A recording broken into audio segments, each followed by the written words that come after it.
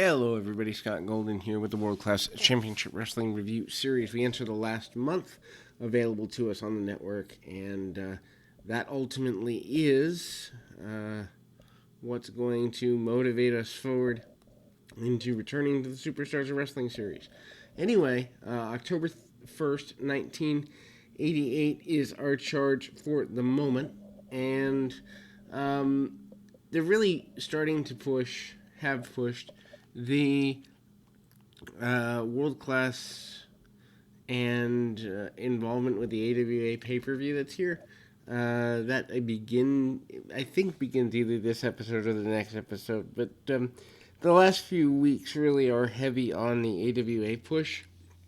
Anyway, this particular broadcast starts with a Jerry the King Lawler and Kerry Von Erich match, which strikes me as odd that they're giving that away, a few months ahead of the pay-per-view. Of course, Lawler, your AWA champion, and Kerry Von Erich, your WCWA champion. So, champion versus championship here. I wouldn't necessarily have put this in the opening slot. Jerry Lawler, big surprise, but looks a good bit different 31 years ago. But still, the last time I was on shows with Lawler in 2007, and he was still good to go then. Jerry Lawler, obviously one of the best guys in the world as far as promos. I can't wait to cover Memphis in long form just for the Lawler promos alone. Anyway, Lawler, your heel here, obviously. Odd to see him in a building as small but historic as the Sportatorium. Clothesline, couple ducks. Lawler comes up with clothesline of his own, and then they go out to the floor. Lawler tries to take a few shots and misses a kick, and then ends up hitting double knees on Von Erich.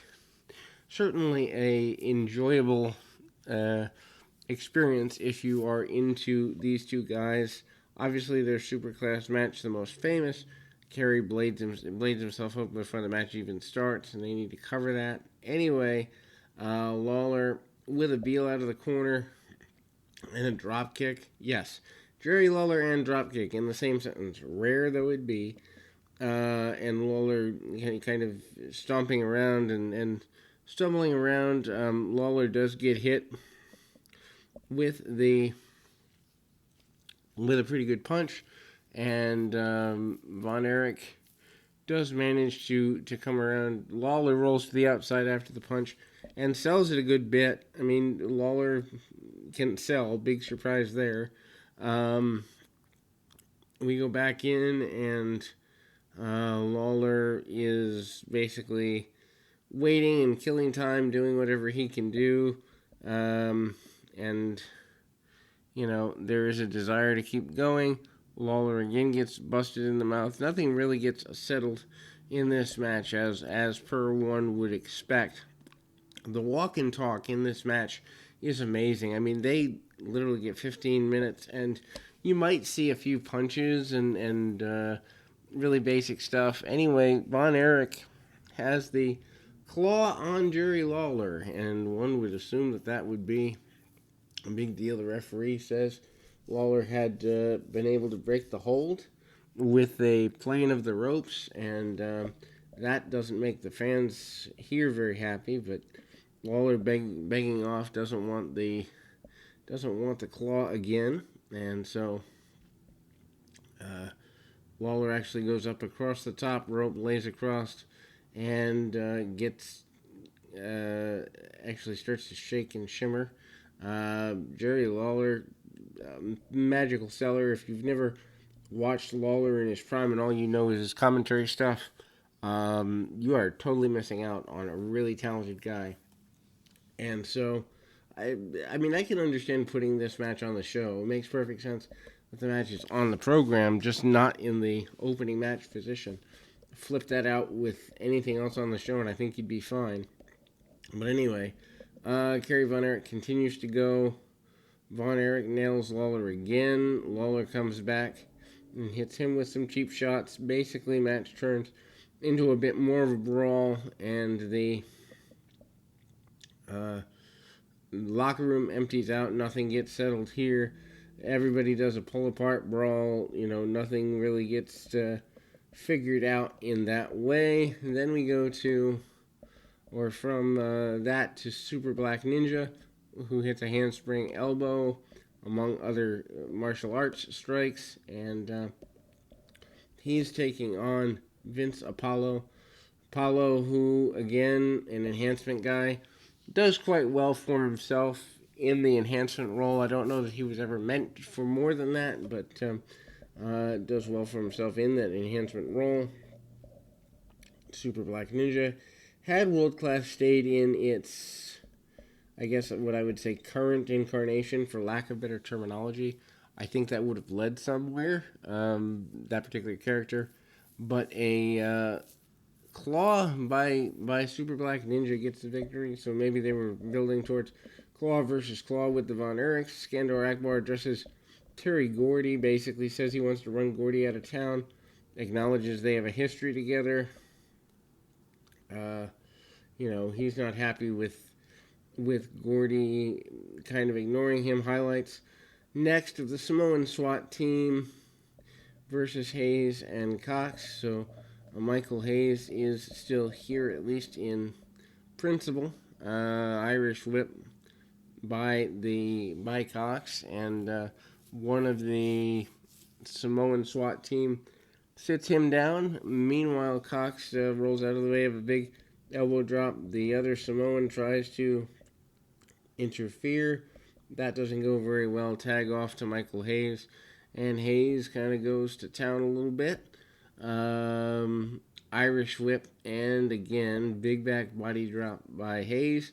Hayes cleans house with all four guys in the ring, and we kind of get a bit of an awkward bit where the baby faces are doing a comeback, but the heels are still staying strong enough where you really wonder where the payoff's going to be. Hayes, though, with a bulldog, and amazingly, one of the few times that the Samoans don't really sell. The second Samoan on the top rope splashes his own partner. That's not too good. And then Russian leg sweep by Cox. And 1, 2, 3, we get new tag team champions. And obviously, Buddy Roberts addresses the loss. Says that they will get revenge. Says that basically Cox and Hayes don't have any idea what they've gotten themselves into. Now this means there are angry Samoans, and that's bad for everybody. So, that's what's there. Eric Emery and Kendall Windham are given the close of the program. Why this wasn't in a opening slot or secondary slot in the program, I don't understand. Putting Lawler and Kerry Von Erich in the main event, I think, would have been a much more impactful and useful main event, but that's not what they did here. Emery, of course, your light heavyweight champion of the area. He's gonna take more of the match. Emery wears down Windham with chin locks and strikes. Tries to get a bit out of him, but obviously Kendall Windham, a bit of a rookie, that doesn't go quite as planned. They struggle for the pile driver. Finally, a short pile driver is gotten by Emery, 1, 2, and Windham out the back door, surprisingly. And Emery does have, I don't know that I'd say problem with, but a bit of a surprise that the pile driver doesn't get it done. Leaping DDT out of nowhere by Windham. Windham, though, I guess either A, overselling, or B, not having a good bump and feed, because he takes too long to get the pin there. Duck the clothesline, go behind, attempted a kind of roll up. Doesn't get where he wants to be there. High cross body roll through by Emery, and Emery manages to find himself in an uncomfortable position. Then we move, into the match a little further, and Kendall Windham manages to be considered a victor, and that takes place on the basis of pulling Emery up and gets the roll through into a small package 1, 2, and 3. I don't know that the championship is on the line here, but that's that match, and we will move further through the month of October in 1988 in just a minute.